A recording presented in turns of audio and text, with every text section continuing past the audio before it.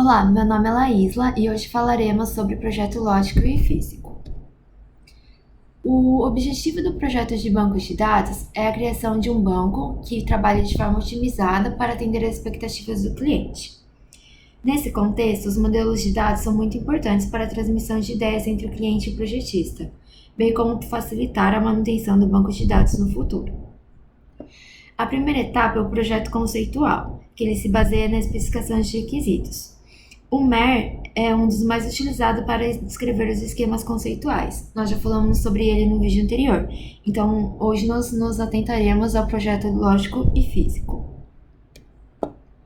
O projeto lógico, ele descreve como os dados serão armazenados no banco e também os seus relacionamentos. Então ele adota alguma tecnologia que pode ser relacional, orientada a objetos, colunas, entre outros. Nessa fase, criamos os modelos internos do banco de dados. Então, possuem detalhes como tabelas, relacionamentos, regras, metadados das colunas, que podem ser os tipos, tamanhos, a obrigatoriedade, as visões, entre outros. O modelo lógico ele já leva em conta algumas limitações e implementa recursos como a adequação de padrão e nomenclatura, define as chaves primárias e estrangeiras, normalização, integridade referencial, entre muitos outros. Ao final, o resultado de um projeto lógico é um esquema de banco de dados parecido com o modelo conceitual, porém ele possui mais detalhes do banco de dados e não apenas os conceitos.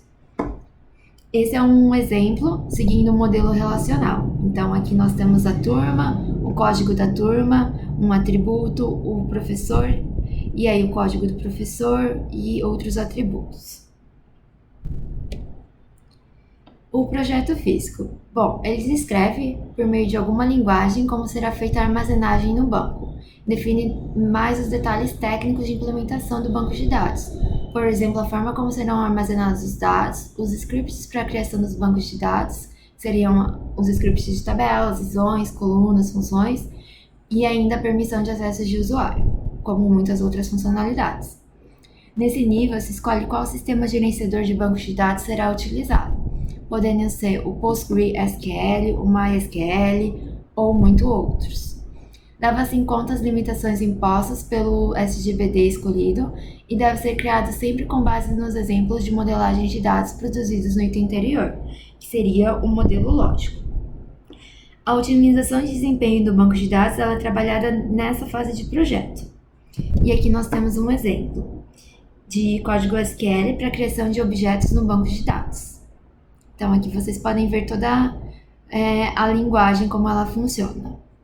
Isso seguindo o mesmo exemplo da tabela do professor e a tabela da turma. Bom, é isso. Muito obrigada!